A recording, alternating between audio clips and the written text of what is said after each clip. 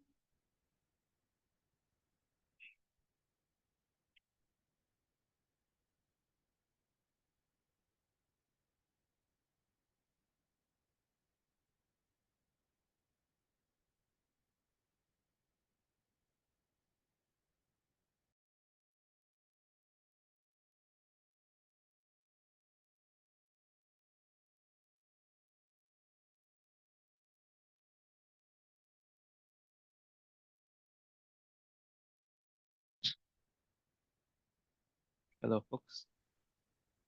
Morning, Damien. Morning. It's a bit soft on my side. I wonder if it's due to my headset or your mic, or if likely mine. Let me turn it on. I hear you just fine. Maybe it's my mic. Okay. Now I hear you very well. Okay, Okay, I cranked up my great. mic. All right, cool. Okay, nice. So share screen two.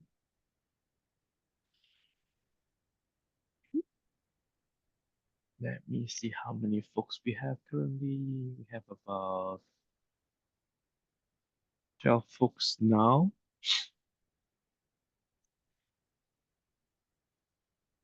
Okay, let's wait another minute for others to trickle in.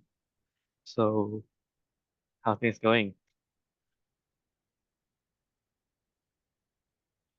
I yeah, I was I actually I don't read a lot of news personally, so I was a bit surprised that there's actually a strike on the ports in the East Coast and also the Gulf, which is I'm based in Austin, Texas, so kind of affected.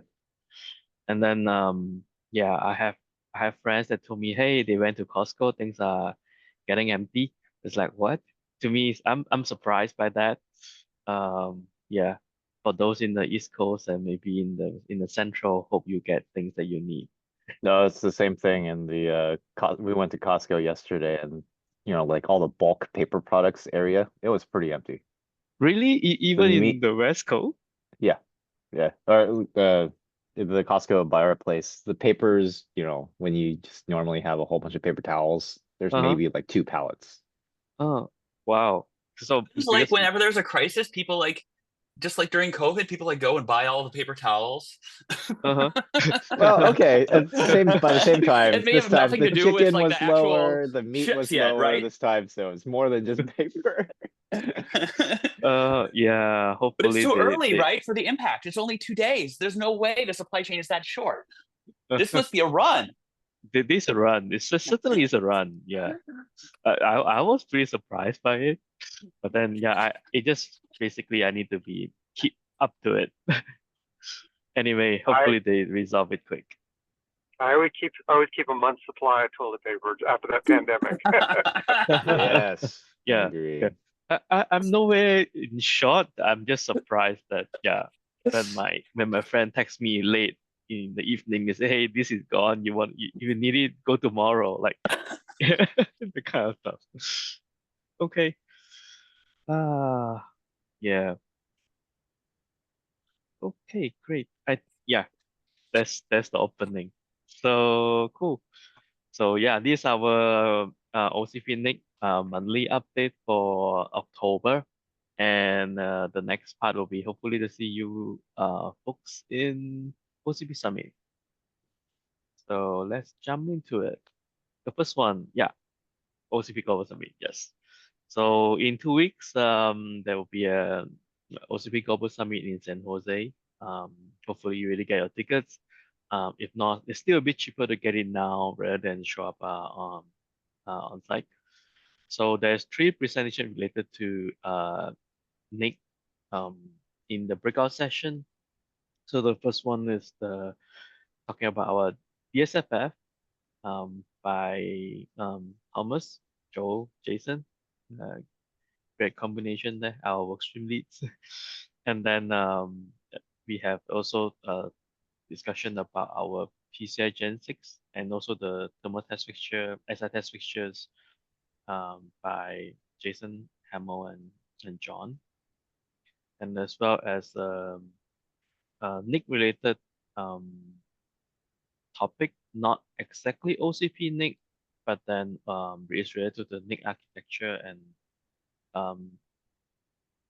I think the topic was earlier, it was a multi-host NIC. It was changed to multi-tenant NIC. Yeah. Good. Thomas, you have something?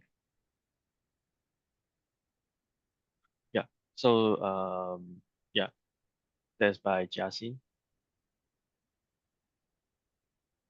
And then we have one lightning talk in the expo hall that will be mainly talking about what are we demoing in the OCP Innovation Village.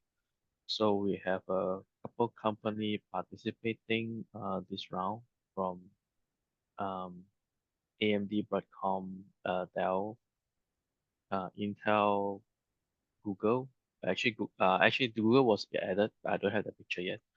Intel, Google, Meta, Spirent. So we have a sizable place, 5 table. Yeah, hope to see you all to visit our booth area during the summit. Yep.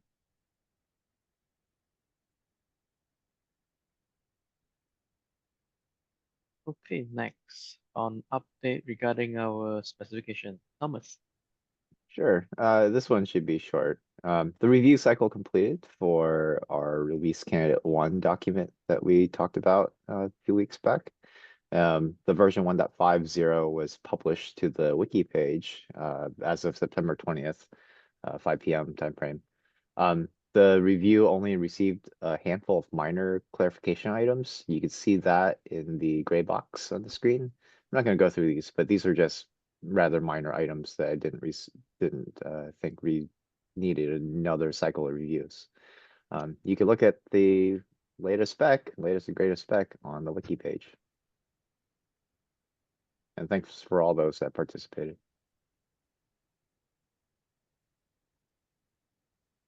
Great. And then we will also see the DSFF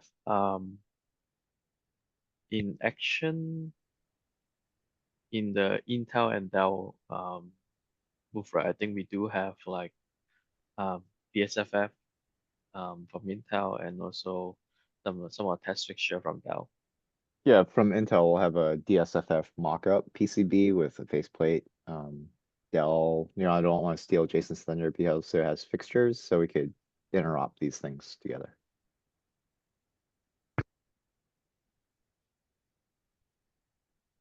Cool. I think other companies may have DSFF related chassis items as well, so this should be fun. Nice.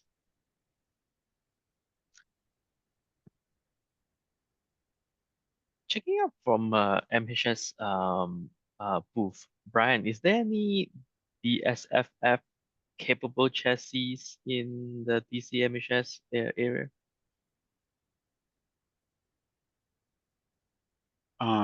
Well, full width has always supported 2 SFF NICs at the DSFF pitch, right? So you can expect to see more than one full width with 2 NIC support. Okay, cool. yeah, maybe we can bring it over there and give it a try. I'm sure. Yeah. Cool, great, thank you.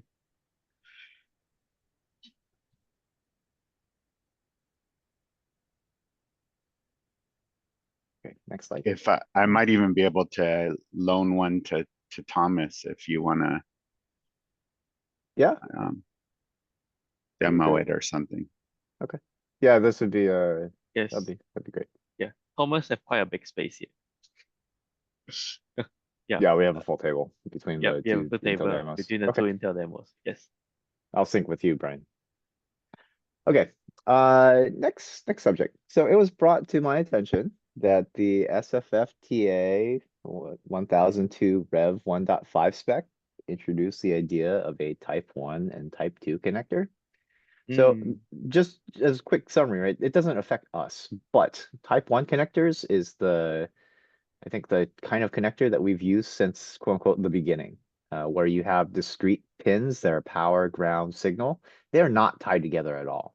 But in this Rev 1.5 TA spec, they made a quote unquote Type 2 connector, which bonds several ground pins together. And you can look at the details on the spec if you have access to the SNIA document, right? uh-huh. Effectively, it looks like they took OCP NIC, EDSFF, so SFFTA 1009, and a handful of other form factors that use a 4C and 4C connector and bonded several of those ground pins around the high speed. Mm-hmm. It may improve signal integrity, but this is a problem for DCSCM because they are Type 1 only, because they repurpose several ground pins as signal pins. So if you are a baseboard vendor, this may be something that you need to pay attention to. I don't know to date if connector vendors positively identify if they have a Type 1 or Type 2 connector. So something to double check. As a result of that, I added this cautionary note in a snippet for our 1.51, my local draft for future fixes. Mm-hmm. And there that basically states the same thing, right? SFFTA 1002 defines the Type 1 and Type 2 connector, doesn't affect OCP NIC, but if you were to use this in a baseboard that has other slots like a DC SCM, you should pay attention to this. Thank you for the sharing. Yeah, this was brought to my as attention internally as it's some of our important. baseboard teams were talking about it. And I Yeah. think this is also being discussed or has been discussed already in the DCSCM work group. Mm-hmm. Yeah. And given both connectors are the same, right? From a baseball vendor perspective, if you don't pay attention, likely we'll put the same bomb between the two connectors. Exactly. Right? Yeah. Yep. Nobody will, pay that much attention to it. Thank you. Yeah, so the intention of this connector was being protocol agnostic, right? But Yeah. really optimized for a ground signal, signal, ground, signal, signal, ground kind of orientation. But Mm-hmm. clearly, even OCP NIC, we define to a different pattern. There's a whole bunch of signals and there's very little ground, right? So looks like SNIA kind of tailored it to OCP NIC and all the other form factors they knew about, but that cross-reference table had nothing referencing DCSCM. So I think that was a mistake. I need a but transfer. yeah, we'll have an action item to follow up with SNIA chair. Yeah. Let me see, do we have Z connector vendors? Usually Z join our meeting. I don't see, I don't see him. Yeah. Okay. not this time. Yeah. We'll Yeah. follow up. And Yeah, if nothing I else, think- we could ask about it at OCP Summit while all the reps are there. Uh-huh. Yeah. Yeah. I know there are some design within Meta that can repurpose pins, but I'm not a fan of repurposing ground pins. Dangerous. Generally, no, but we did that 7 years ago. Yep. Okay. Thanks Thanks. for sharing. Yep. Okay. Next up, Joe. Hey, good morning, everyone. All right, so yeah, just a quick update today. So yep, the all the mechanical updates have been published in the 1.5.0 revision of the spec. Wow. The one thing we do need to do is, it took a little bit, they lagged a little bit, but all the CAD package and 2D drawings are ready. They just need to be posted to the wiki page.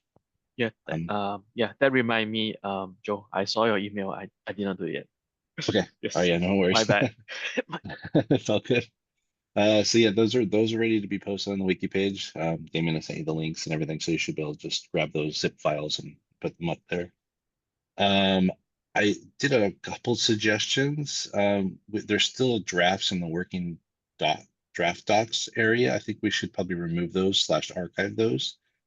And then just that way nobody grabs those on accident, because we do have the official released CAD drawings. Like, I think there's the old specs is there, but also the CAD drawings, and those CAD drawings are now obsolete. Sure. Yeah, when we put the release one, that we will take out the draft ones. Yes. And then for the shock and vibe files, I also sent you those. What we wanted to do is we kind of did a recompiling of the old files and then the new files. So I'd like you to just replace the file that is there with the new file on the wiki. Okay. So we'll only have one folder that has all the shock and vibe files that are needed. Makes sense. Yeah, so the mechanical work stream, we sunsetted this past week.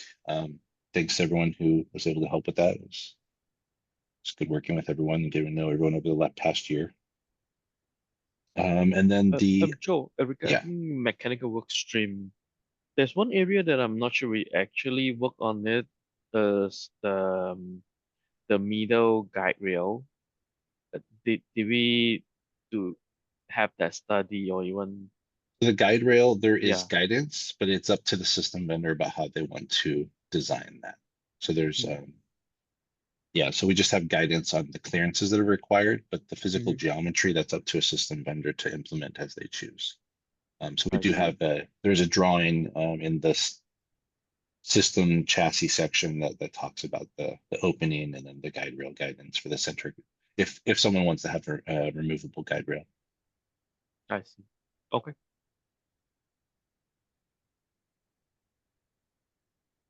Yeah, and then so we kicked off the thermal work stream a couple weeks ago. We just had one meeting. So the thermal work stream, I see it focusing on the thermal modeling and the documentation. So that's, I believe that's chapter 7. That is still TBD to be updated in the spec for DSFF and TDSFF, and actually there's also work to be done on TSFF that was never done. So that's going to be the focus of the thermal work stream group, is to get all of that done. So the main things we'll work on is gathering the boundary conditions to match the new thermal test fixture, which Jason and Dell is working on. So we'll need to get like the geometry and sensor locations. And with that, I think we can proceed to get all the modeling done. I didn't actually outline it here, but I think the focus is going to be that TSFF is going to be fairly straightforward, just a follow-on to what was done for SFF, just with the taller heat sink. The DSFF and the SFF and TSFF are more of an, I would say, ethnic approach, package size and power. For DSFF and TDSFF, we're going to focus on it being more of a smart NIC, IPU kind of higher power scenario, larger package, with more advanced thermal solution to kind of see where that, to show where that could land with a higher power and more advanced thermal solution. Those meetings are going to probably be once a month, every couple of weeks, depending on how things are going. We're kind of we're waiting right now for once we get the data we need from the thermal test fixture, then I think things will kick off and work can progress a little bit faster.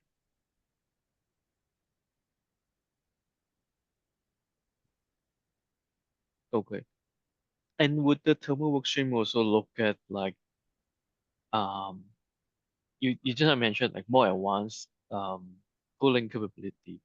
What are Yeah, so I think the focus will probably be around the what's in the document now for SFF is like a extruded kind of aluminum heat sink Stretch assumption. your boundaries. Yeah, and I know that you had mentioned, I think you were asking for the TSFF to maybe, do like a zipper fin or a copper or something a little bit more advanced. Definitely for the DSFF, I'm probably going to focus on more of like a vapor chamber or heat pipe type of solution with zipper fins to see where that is. I know there's conversation also. Some of the people that joined, I think like NVIDIA, they're asking about more advanced thermal solutions of that. Like if we've thought about how could you enable liquid cooling or and so I think some of those conversations will come up. I don't know that Mhm. that won't be the focus of the work group. The focus of the spec, I think, is to focus on the best air cooled solution we could come up with. But and then as a community, we could discuss more advanced options and what that would look like and how we might bring that into the spec if we wanted to. Uh-huh. Um, I think I don't think it should be a focus per se, like definitely not a focus, but I do see the opportunity to get some kind of alignment on if we were to do like a liquid cooling, how it's being done. Because I think this area is quite open-ended. As I understand, there are actually some vendors looking into this, almost like in Yeah, their own circles. yeah, we So I did have wonder if we don't have that kind of like guidance, it'll be very hard to be compatible. yeah, agreed. And I think one of the vendors that was in the meeting, the first meeting was I think it was Matt from TE. And he specifically said he's working on kind of next gen enablement for and it sounds like they're looking at miniaturizing water couplers and things like that that would be needed to be able to port liquid into these smaller form factors. So yeah, I think that we'll definitely have some conversations on that, some Yeah, updates on if there's something where that they're at. thermal workstream can work on, yeah, bounded things that will be helpful. Yeah, thank you. We actually we're having that meeting tomorrow. If there's anyone who would like to be included, I can pull them in. As of right now, I think it's happening. Yeah, it's Thursday at 9 a.m. Pacific time.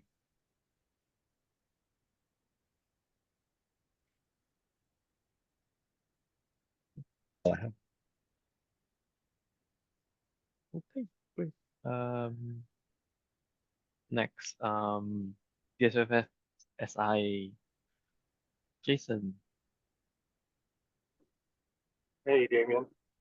So I'm driving right now. I'm not really looking at the slide here, so I'm just going to go off of memory. But Uh-huh.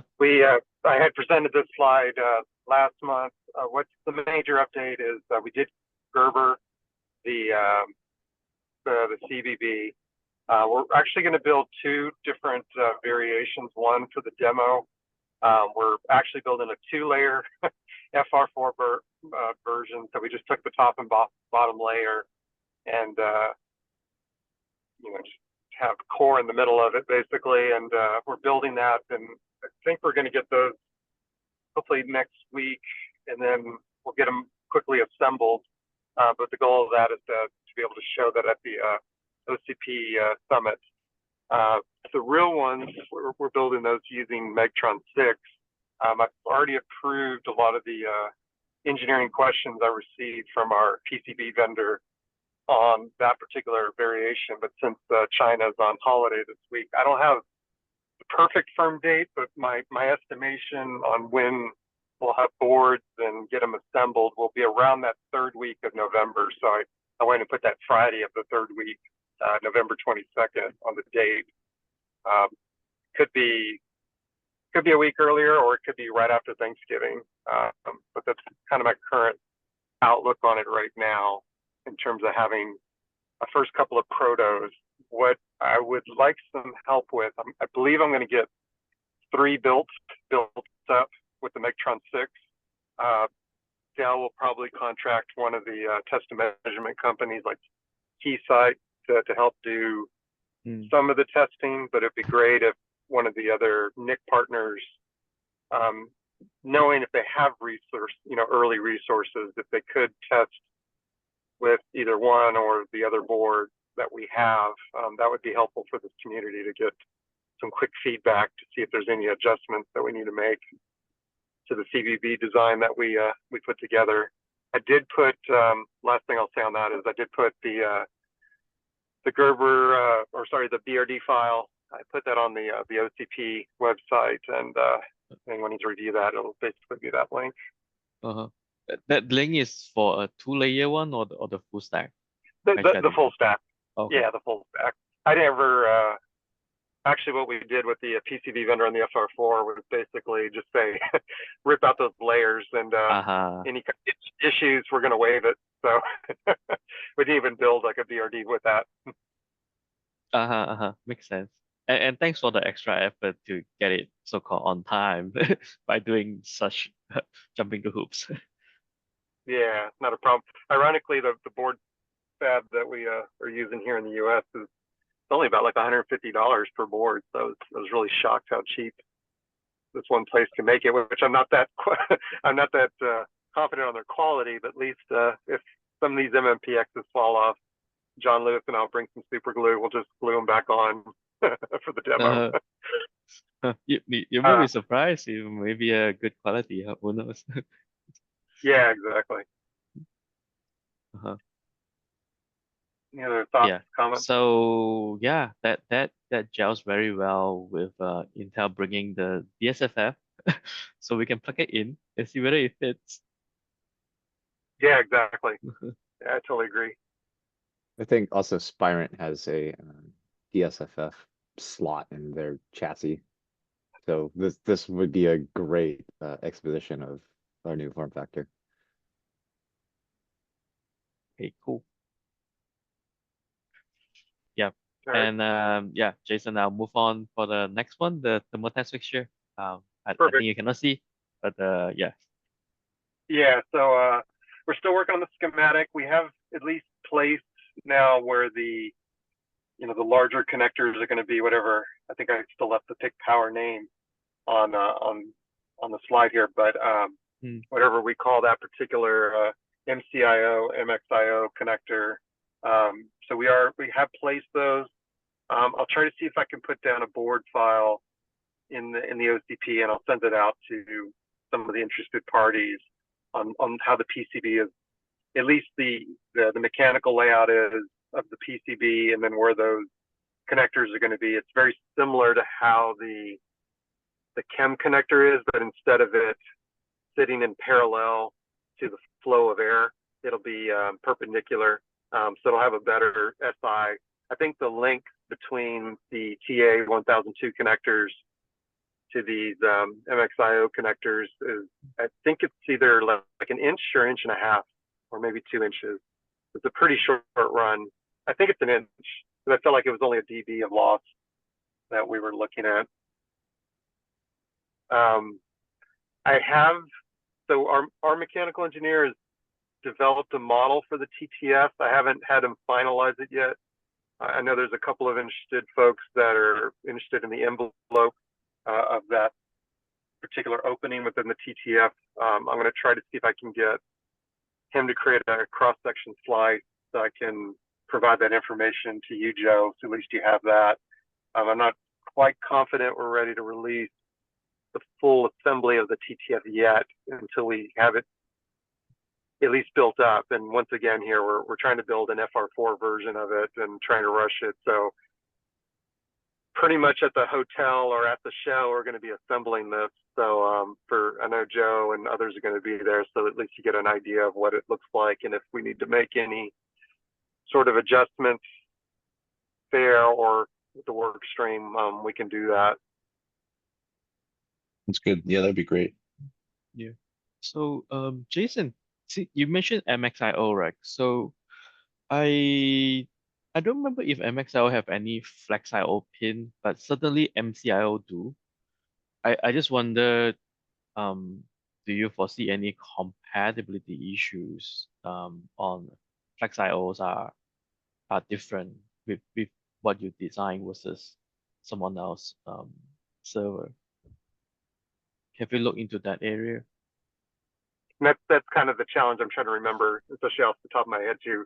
It's the one with the flex IO pin. So it's the Yeah. one where there's only a minimal number of single-ended signaling that's maybe for SM bus, but everything else is the Yes. flexible Yes. IO. Correct.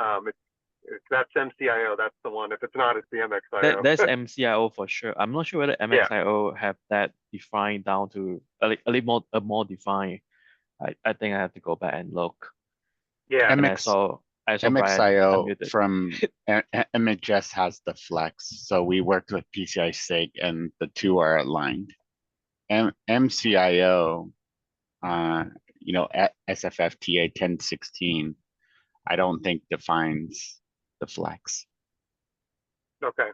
Yeah, I know we're targeting what's the flex. So what I'll try to do, I know our schematic on it's not done. Otherwise, I would share that. But when I have that pinned out and it's at a reasonable level, and I'll mark the heck out of it with the word draft on it, I'll send that. I'll send that out, and that would be a good thing for many of us to review. But the goal of it is, yeah, to be able to use cabling that can cable to a DC MHS HPM motherboard. Mm-hmm. Yeah, I think the cable should be compatible. I'm just worried about in actual flex IO. Yeah. Like, yeah, usually when you have Yeah, flexibility, that's where the incompatibility could happen. I agree. No, I agree. That's a good word of caution. That's just something we're at and think about the use cases too. So like, for example, on the CLB and the CBB for the SFF, I do know that has been used for, is it EDSFF? I do know some people do leverage what we've done on the OCP CLB for that sort of purpose as well. So I wouldn't be surprised that if there's other flex IO arrangements, someone may want to leverage what we're doing here. So point is taken. We need to think about that.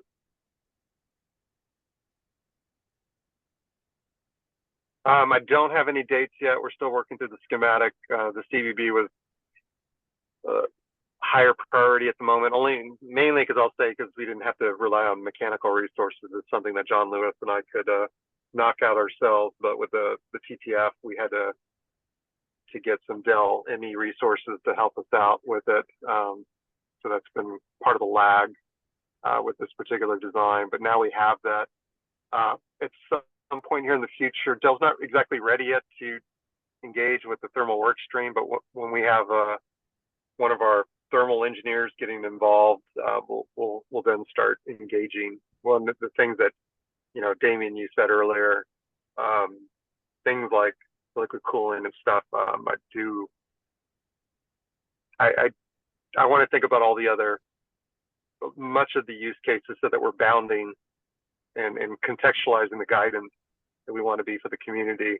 You know, the goal of us is to ensure that, you know, we're always forward looking and trying to help out intercept where people need to be going. Yeah. I would not be surprised if I walk around OCP this round. There will be more and more liquid cooling stuff on demo floor, and then people are looking into cold plate liquid cool, like high power ASIC. The next part, people are looking to DIMMs. I think OCP NIC are pushing the power higher and higher. This thing bound to come if the trend continues, is if you don't have some kind of bounding, like even like if you do a liquid inlet, right, where you want to do it and all those things, like there will be too many variants. Yeah. Some guidance better than no guidance sometimes. Yeah. That's all I have. Mhm.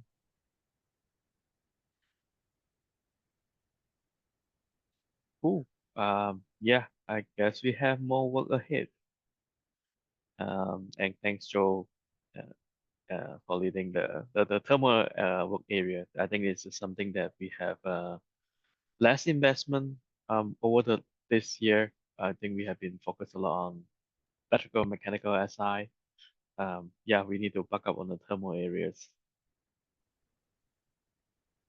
I'm looking forward to having some good conversations around it. Cool. Yep. And that's all the content we prepared for this month. So yeah, hopefully see most, or if not most of you in the OCP Global Summit to come and visit our booth. And thank you for all the support for getting the specs and the demo ready. Thank you all. Great, thanks, Damien. See you in 2 weeks. Thanks. Bye, Bye, folks. everyone. Thank Cool, you. thank you. Mhm. Thank you. Bye.